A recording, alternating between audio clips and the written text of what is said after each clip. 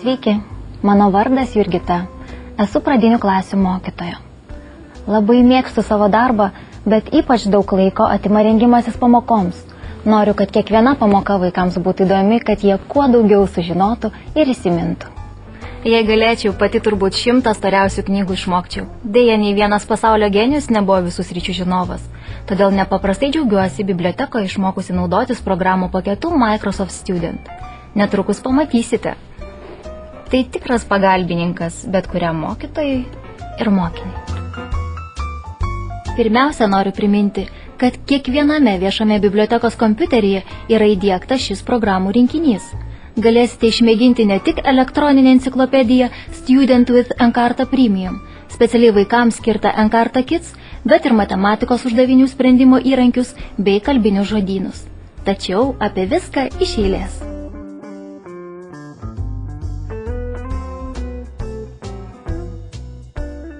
Encarta Premium – tai vienas populiariausių ir patogiausių teminių žinynų, nuolat papildomas patraukliomis ypatybėmis.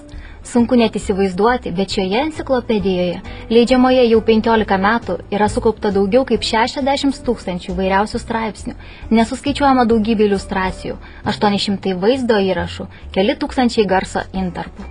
Labai naudingi sąveikėjai atlasai ir beveik 2 milijonai įvairiausių žemėlapių, taigi žvilgterkime į pagrindinės galimybės.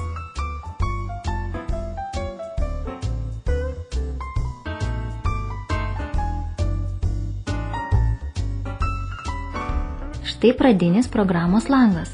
Matome, visos pasirinktis patogiai sugrupuotos. Tai tikrai unikalus žinių šaltinis. Nesvarbu, kuria sritimi, kokiamis temomis domitės. Istorija, geografija, asmenybėmis ir visuomenė, gamtos mokslais, sportu ir pramogomis, menu ir literatūra, daile ar muzika.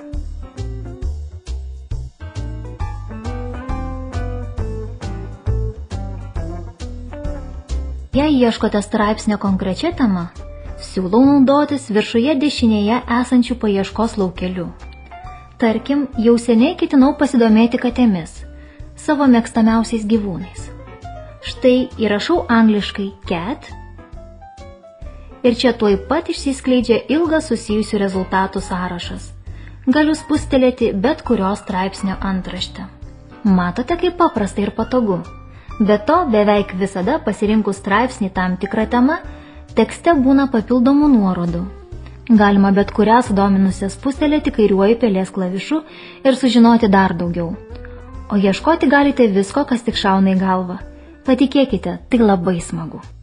Išties naudingas papildomas meniu, kurį galite atverti arba užverti paspausdami rodyklės simbolį. Taip rasite daugiau susijusių enciklopedijos straipsnių, nuotraukų, interneto nuorodų ir taip toliau. Spustelėkite tą antraštę, kuri atrodo įdomi. Taip pat noriu atkreipti dėmesį, kad viršuje, kairėje yra mygtukai, kuriuos turėtumėte naudoti, norėdami grįžti į ankstesnį programos langą, po to į tolesnį arba kai norite grįžti į pradinį langą.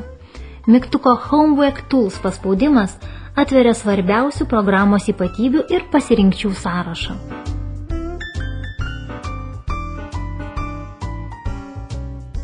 Iš tiesų labai patogu ieškoti informacijos pagal kategorijas. Pavyzdžiui, siūlau žvilgterti į geografiją. Dabar matome populiariausių straipsnių šią temą. Spustelėkime temą šalis, countries ir sužinokime, kaip visame pasaulyje garsioje enciklopedijoje pristatoma mūsų valstybė. Traukdama slinkties juostą žemyn ir sekdama abėcėlę, surandu Lietuvos vėliavą ir spusteliu ją. Na va, išties nepaprastai gražu ir informatyvu. Galima šalies himną išklausyti, o kiekviena nuoroda slepia detalesnį informaciją, tai reikia pasirinkti ir spustelėti. Taip galite naudotis bendra paieška ar rinktis temas vieną po kitos, kaip jums patinka. Tikrai lengvai rasite pačios įvairiausios informacijos. Ir įdomios, ir naudingos. Svarbu ir tai, kad galite nebejoti jos patikimumu. Visus straipsnius rengia atitinkamus sričių profesionalai, o ne mėgėjai. Tiesa, turinį gali redaguoti ir vartotojai, tačiau pakeitimai būtinai turi sulaukti autorių patvirtinimo. Taip pat naudinga žinoti, kad šios enciklopedijos turinys yra atnaujinamas kaskart prisijungus prie interneto, tad informacija yra vis papildoma.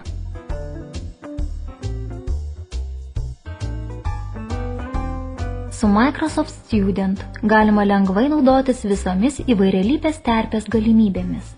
Viena jų – pasaulio atlasas, kurį atversite pradinėme programos lange, paspaudę Homework Tools, Geography Tools, World Atlas.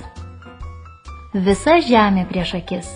Pirmiausia atveriamas numatytas žemėlapis, bet dešinėje galime pasirinkti norimą vaizdą ir duomenų tipą – dienos, nakties, politinį, klimato, temperatūrų, regioninį ar kitą.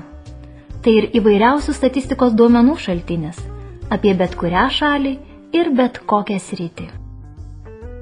Matote, kaip paprasta keletų pelės klavišos spustelėjimų keliauti po pasaulį, po valstybės, miestus, netgi gatves.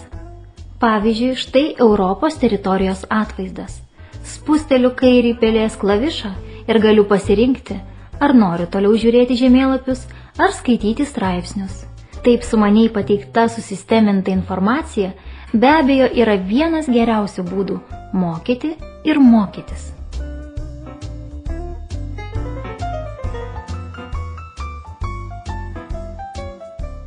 Dar vienas labai svarbus įrankis – žodynas. O jį šioje programoje ne bet koks. Paleiskite Encarta Dictionaries ir netrukus įsitikinsite, koks naudingas yra aiškinamasis žodynas. Antras skirsnis šiame lange – tezauras arba sinonimų žodynas. Beje, paieškos laukelyje įrašę norimą žodį ir paspaudę šalia esančią žalią rodyklę, galėsite taip pat išgirsti šio žodžio tarimą. Taip pat atkreipkite dėmesį į daugiakalbį žodyną. Pradinėme lange spustelėkite Foreign Languages Tools arba štai čia trečiąjį skirsnį ir pamatysite, į kokias kalbas galite versti žodžius. Beje, to paties žodžio paaiškinimą galima peržiūrėti ir enciklopedijoje. Užtenka paspausti apatinėje žodyno pasirinkčių juostoje esančią nuorodą Look up in Encyclopedia. Štai surasti atitikmenys ir susiję straipsniai.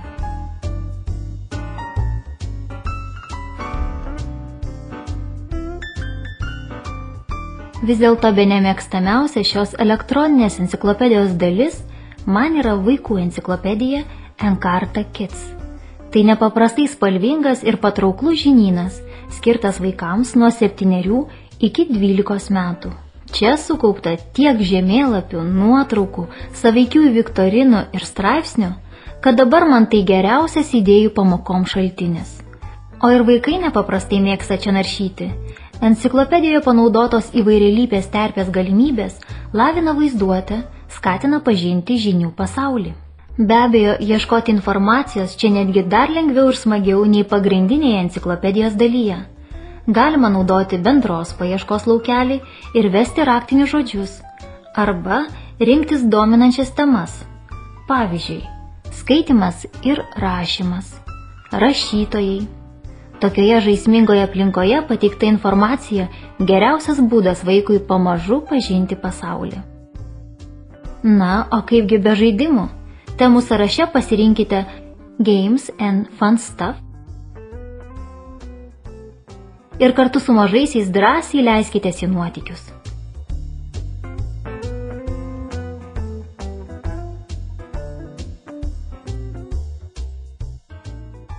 Bet grįžkime prie mokslo. Ar žinote, kad jau laikas pamiršti įprastą skaičiuotuvą ir išties suprasti matematiką? Kad ir kokį uždavinį spręstumėte – algebros, trigonometrijos, fizikos ar chemijos – šis įrankis padės ne tik gauti teisingą atsakymą, bet ir vaizdžiai pamokys, kaip rasti sprendimo būdą. Žvilgterkime bent į keletą jo ypatybių. Programos worksheet arba elektroninė darbo lentelė naudojama dažniausiams skaičiavimo veiksmams atlikti. Skaičiuokite, kaip jums labiau patinka. Štai taip pele pasirinkite skaitmenis. Pavyzdžiui, 17 x 34 ir Enter. Arba šiuo atveju galite spausti atitinkamus kompiuterio klaviatūros mygtukus. Matote, Naudodamiesi standartiniu mygtukų rinkiniu, lengvai suskaičiuosite logaritmus, kvadratinės ar kitų laipsnių šaknis ir atliksite daugybę įvairiausių veiksmų. Tačiau dar svarbiau tai, kad daugeliu atveju įvedę sudėtingesnės užduoties sąlygą ne tik matome atsakymą, bet ir laipsnišką paaiškinimą, kaip jį gauti. Be to, šią programą lygtis, funkcijas ir įvairius duomenis galima išreikšti dvimačiu arba trimačiu vaizdu. Grafikui sukurti čia įrašau tokią lygtį. Matematinių veiksmų vizualizavimas tikrai padeda geriau juos suprasti. Tiesa?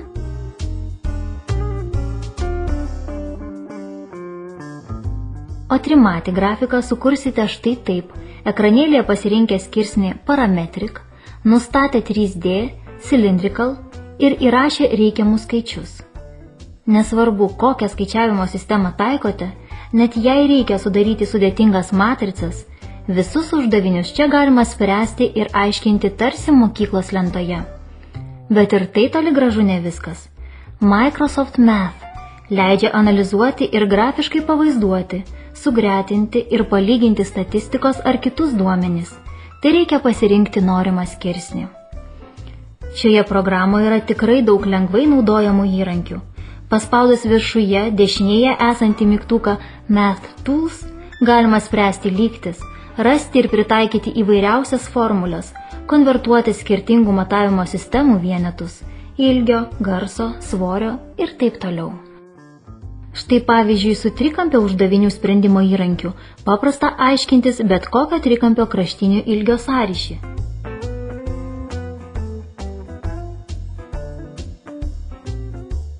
Matote, kaip greitai ir patogu? Vos įvedus duomenis, suskaičiuojama automatiškai ir pavaizduojamas rezultatas. Taigi dabar, kai pamatėte šios programos veikimo principą, geriausias būdas daugiau išmokti ir naudotis jos pranašumais – tyrinėti patiems. Tiesa, turite žinoti, kad nesvarbu, kokius veiksmus atliktumėte, galite bet kada išsaugoti savo projektą ir vėliau tęsti darbą.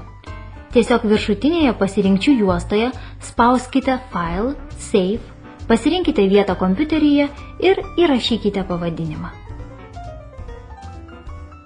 Nuoširdžiai tikiuosi, kad netruksite išmėginti visas mano paminėtas programas. Tai išties patogūs įrankiai, pirmiausia skirti palengvinti darbui, bet kartu suteikiantis daug pažinimo džiaugsmo. Iki.